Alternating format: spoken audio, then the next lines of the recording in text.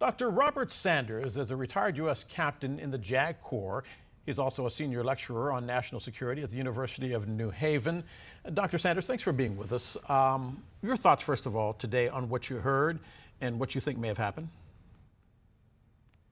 Well, first, condolences to the families of all those involved, and kudos to the heroic work of everyone who tried to move forward to save these lives.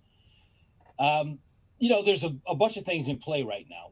One of them is this is an experimental vessel.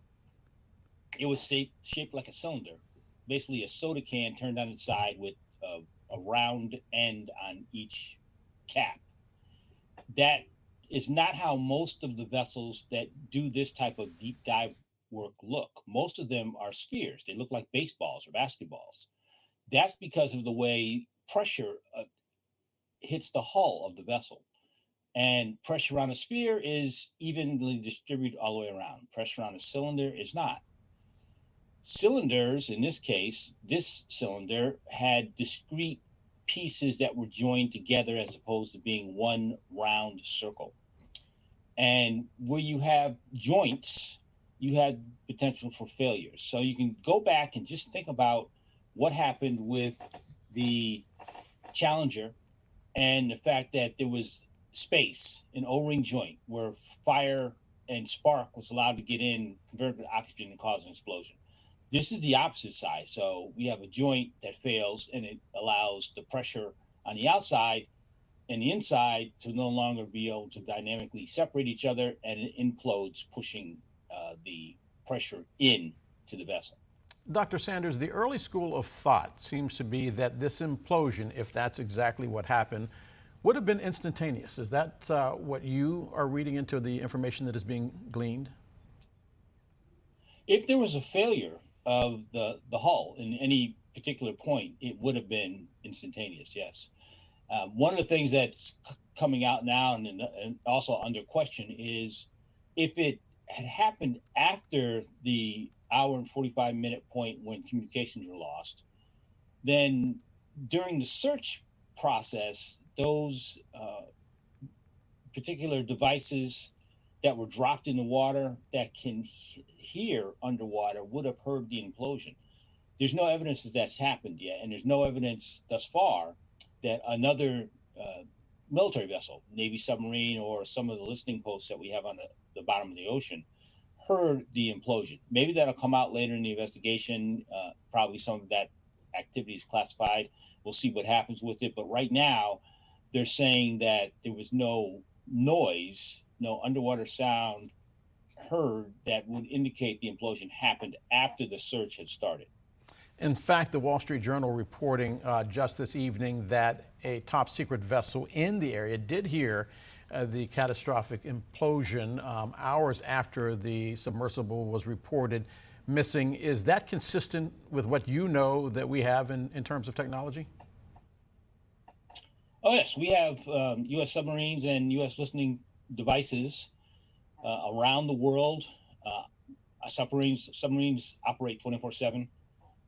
Whether it be attack submarines, Trident submarines, Los Angeles class, etc.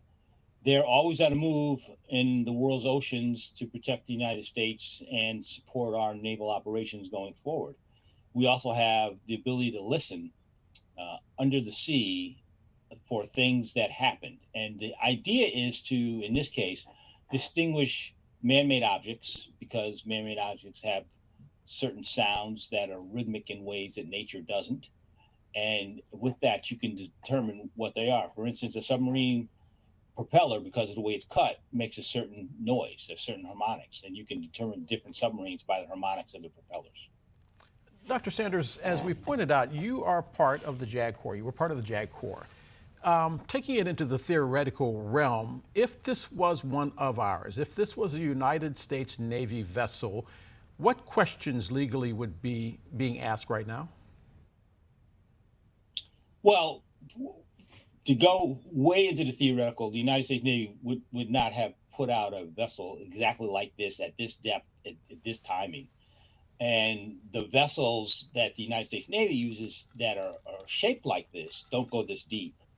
They aren't prepared to go this deep. They're not pressurized, and the hulls aren't, even though they're double hulled, able to go this deep. But having said that, when a U.S. Navy submarine does certain things, it's brought back and it's taken out of service and it's x-rayed to look for flaws in the hull that could lead to some type of dangerous catastrophic accident like this one. And then the information that's gathered from those type of reviews is passed on so that they can continue to build resources and understand how these vessels work, what are stressors, what things need to be adjusted in order to not do that. And after a certain period of time, after a certain number of dives, a certain number of hours, a certain number of deaths, it'll be pulled out of service so they can take a look at it. The same thing happens with military aircraft. After they fly for a certain period of time, commercial aircraft, same thing, they're pulled out and there's x-rays of the metal stresses to see if those stress points are dangerous and could cause a failure of a particular aspect of the aircraft, or in this case, a submarine. Dr. Robert Sanders, retired Navy JAG Corps captain. Captain, thanks for your time and your service.